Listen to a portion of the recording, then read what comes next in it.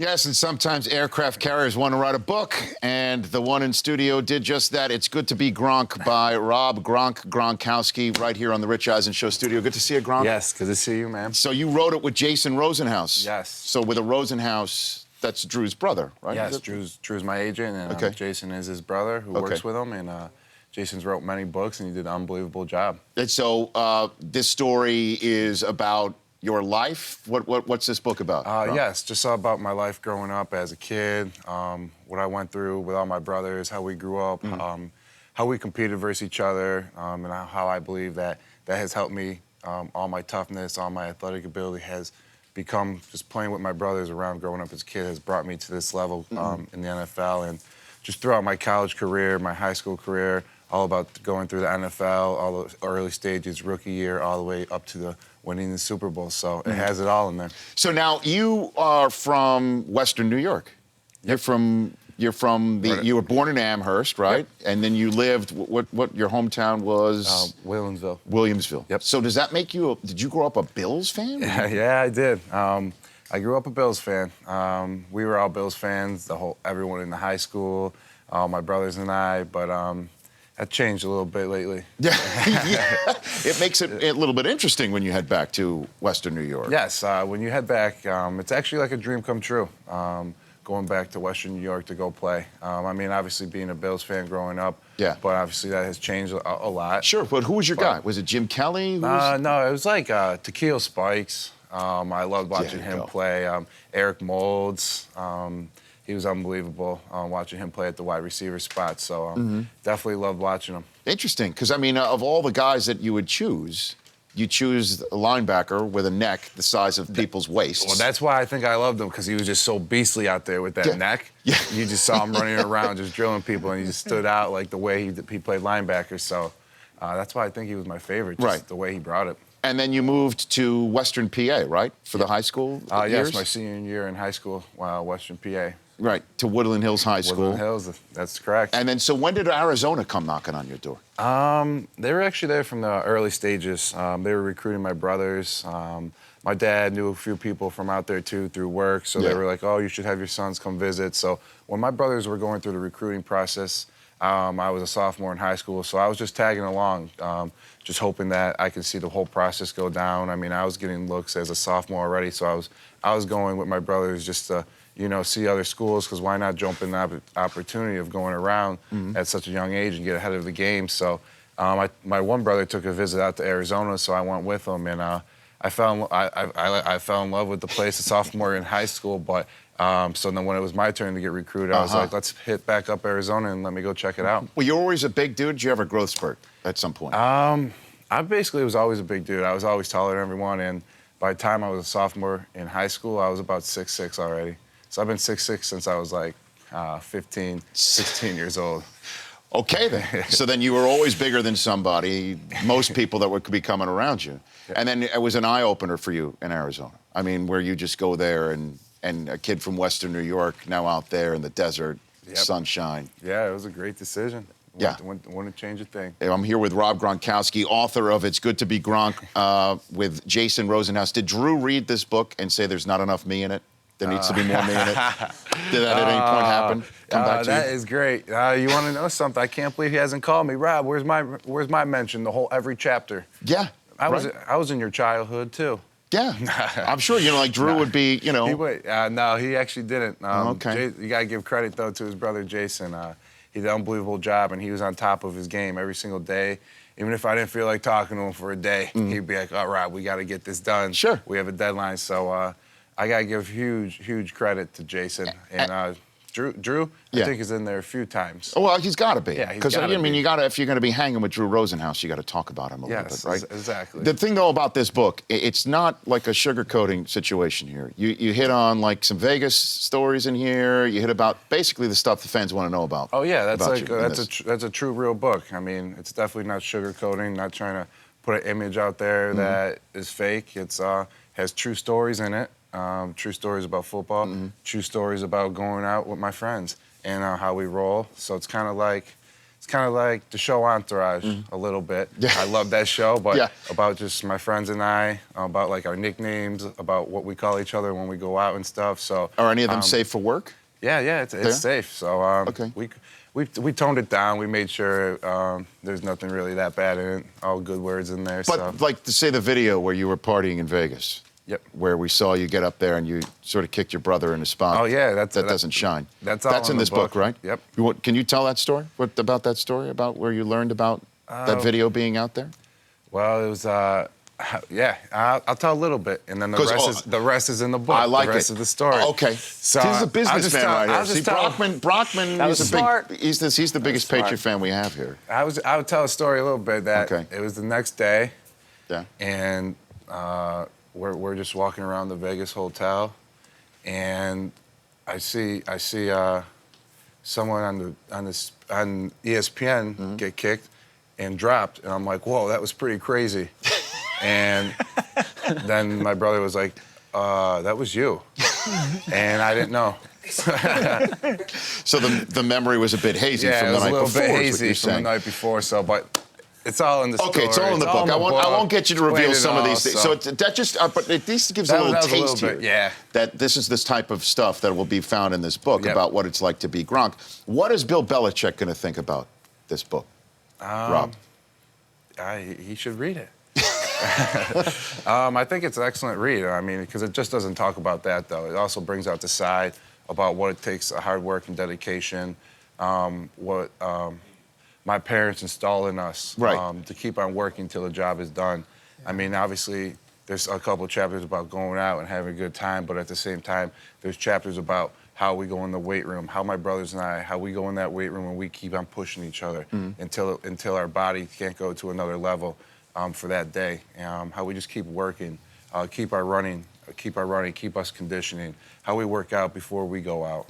Just everything covers from variation to just keep on grinding to going out and having a good time. So that's why I think it's an excellent read. Sure. But the reason why I asked that is because we all know Belichick's the modern day Lombardi that takes no nonsense. You know, I mean, if your alarm doesn't go off, there might be a problem if you're not there on time at work, and we've already seen that.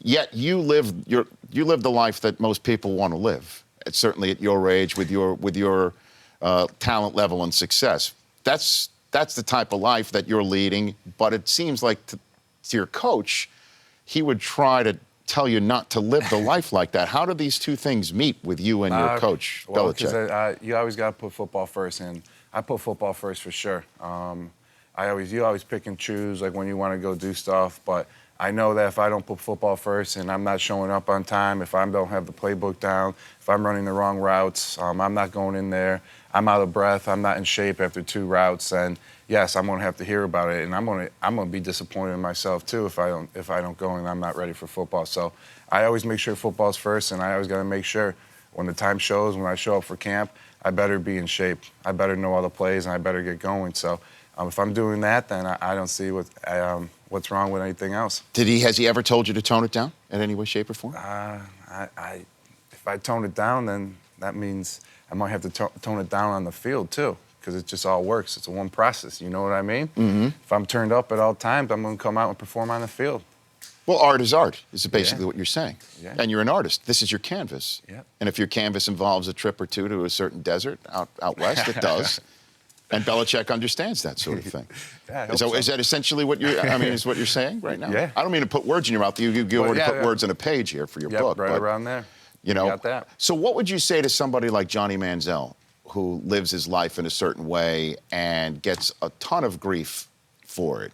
What would you say to somebody like him, who you have been in Vegas with, Rob? Oh, yeah.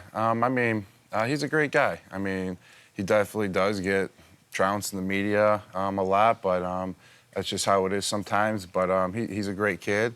But, I'm not there in his organization or anything, but I would definitely say he's on the right path right now, and just put football first right now, and just make sure you get everything down, going, make sure you get the playbook down, and go out and just show your team and organization that you're working hard and you're coming in every day to prepare, and you want to play football and make that your #1 priority. Because when I go in that stadium, I make sure that everyone knows that I'm here to play football, and I'm here to compete, and all the DBs, all the linebackers know that I'm coming out to come run a route full speed. I ain't gonna go half speed at all. So they always know I'm about to show up every time we step on the practice field. Do you talk trash during the game?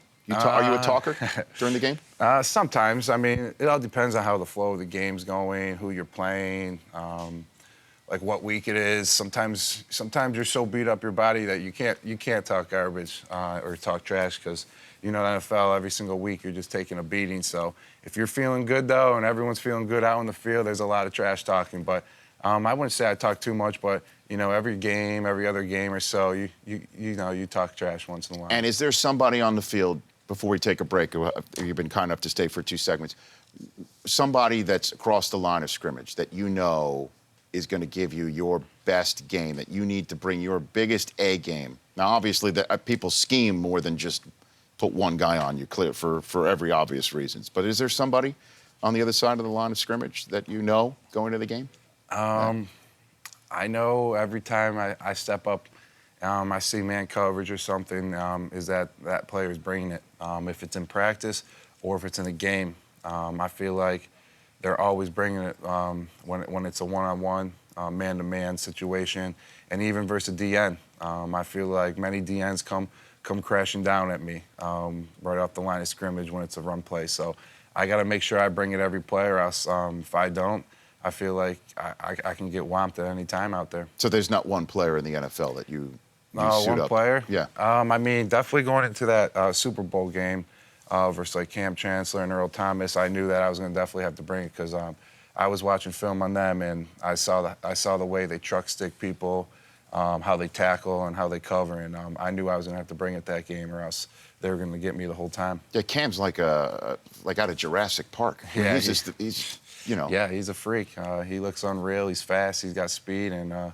that's definitely why they went back-to-back to the Super Bowls, and he's unbelievable talent. But you're the one with the ring, and we'll talk about that next. You're also the one with the book. His name is Rob Gronkowski. His Gronk, he has got a new book. It's Good to Be Gronk, and he is here in studio here on The Rich Eisen Show. We are back with more in just 60 ticks. I'm here with Rob Gronkowski. It's Good to Be Gronk, available in bookstores, Amazon, everywhere you need to buy a book. You should buy this one. It's a fun read. It's Good to Be Gronk by Rob Gronkowski here. What was your perspective of that play in the Super Bowl? I had faith in our defense. I just had a feeling that was going to happen.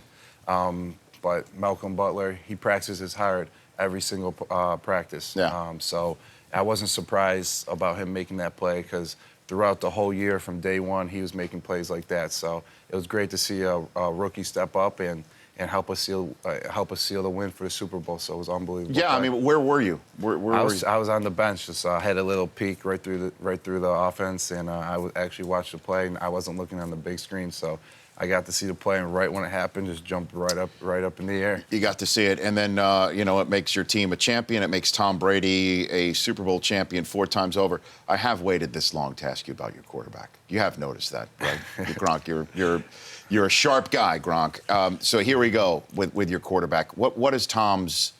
What is his mood based on what you saw the last few weeks from Tom? I just go into work, do what I got to do throughout all the summer OTAs, right. Mandatory mini camp, and everyone was there. He was there. He was working hard. He was participating in all the drills. Mm-hmm. We were all running offensive drills, individual drills, everything. So we just worked hard all summer like nothing was going on.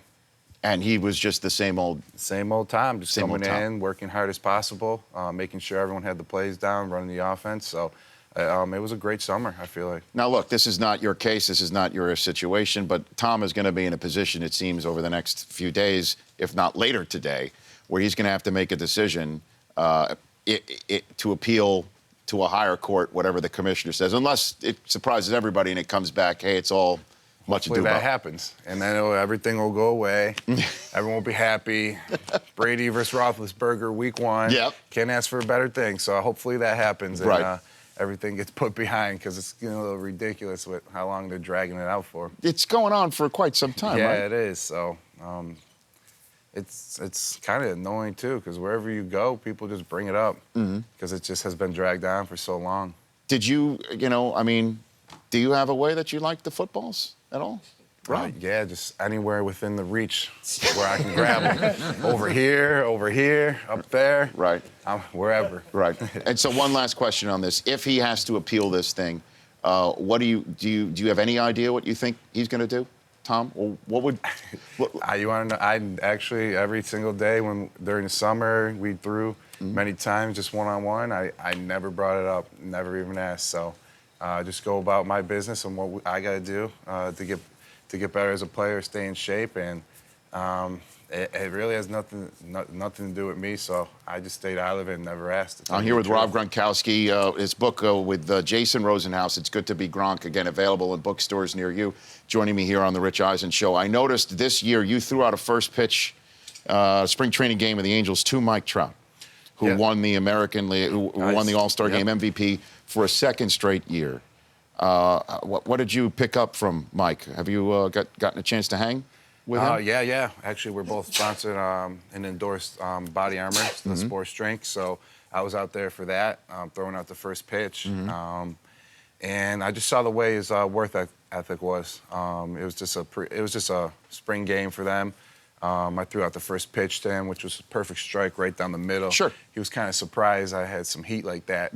What'd you touch? What'd you touch on the gun, you think? I don't know. It wasn't that fast. Probably like 70, 72. Did you ever play baseball as a... Yep, growing up. What'd you do? As a senior, all the way up to my senior year. I was first base.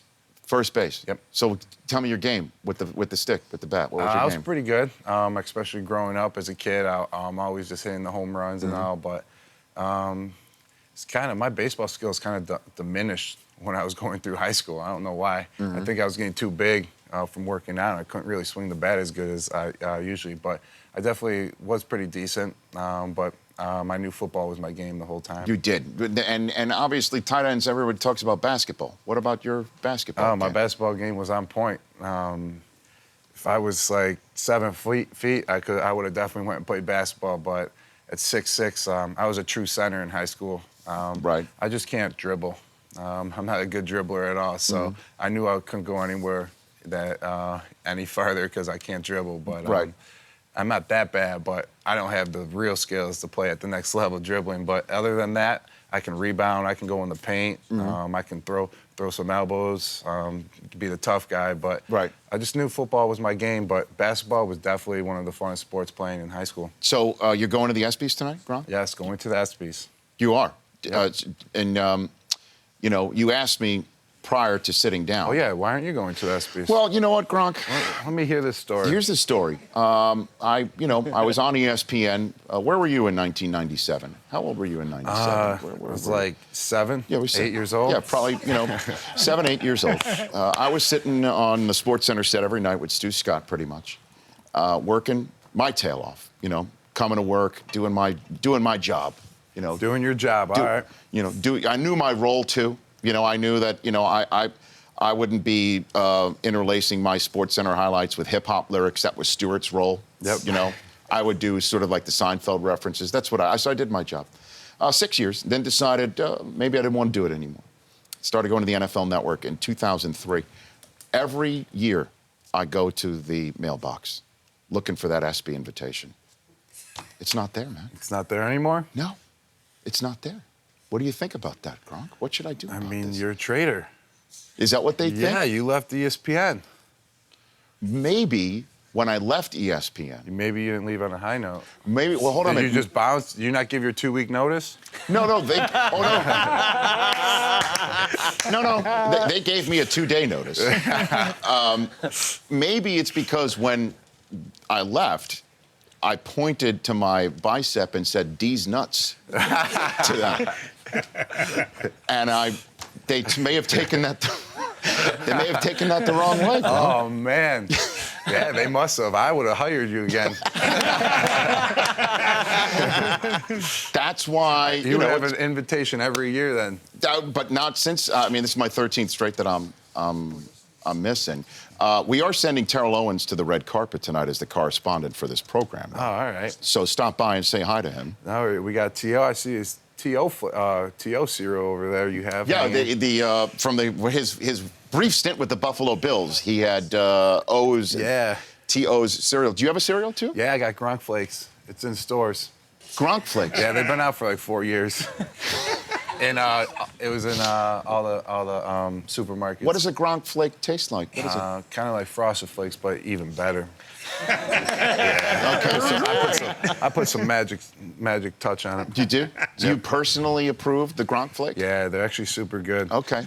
If you have one bowl, you're gonna have two. Is that right? I swear. And it stays crispy. I swear, they're that good. They stay crispy in milk? Yep. Okay, that's the sign of a good cereal.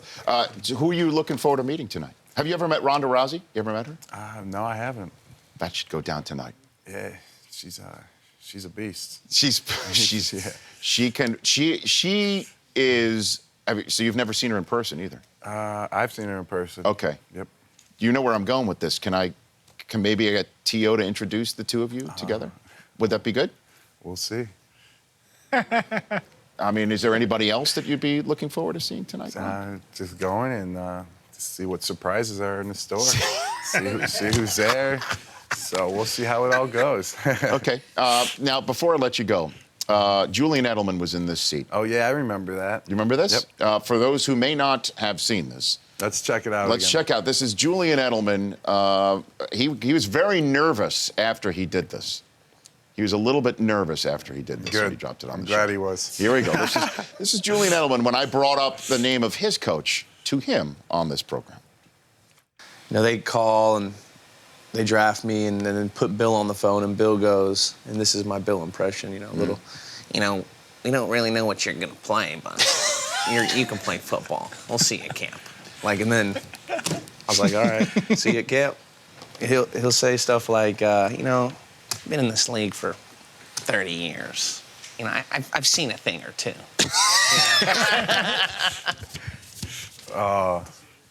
That was a pretty good impression. Do you have a Bill? Nah, I don't. Oh, come on, you have to. You have to. No, I'm not that good at impressions. I mean, I leave that one up to the other players. He's like Julian. is he the funniest guy in the locker room? He's pretty funny. Whenever he makes impressions of people, he definitely gets the locker room laughing. So. Have you ever done an episode of Burger Time with him? No, I haven't. His Burger Time. What's his other one? Smoothie Time. He's got too many. He's got so many times. I think he has Cookie Time coming, but he has to have at least another one coming out. It's called Too Much Time, I believe. Burger Time is definitely pretty funny. We need Gronk Flakes time. Oh. How about that? Let's see. Maybe I can. He does one, and then I just jump in. Maybe I can use the Gronk Flakes in like a smoothie or something. So maybe we'll incorporate one together. Right. And so, there's no Belichick impersonation in you at all, Gronk. I mean, this guy. I mean, you've heard everything by this point in time. Nah, I leave that one up to the other guys. You're a smart guy, Gronk. Rob Gronkowski with Jason Rosenhaus, bookstores right now. Thanks for coming in, man. Hey, man, thank you. Stop by T.O. tonight. All right, we'll see. Go see him on the red carpet. All right. And I think we're gonna, as we're gonna show coming up, he's gonna have some popcorn for you, because that's what he does. That's what he does. We're gonna show that to the audience. That popcorn trick. Oh yeah, he's got that thing. Oh, I loved it. Good to see you, man. All right, man. Good You to see too. You Thank bet. you for That's having me. Rob Gronkowski. The Rich Eisen Show, weekdays at noon Eastern. On Audience.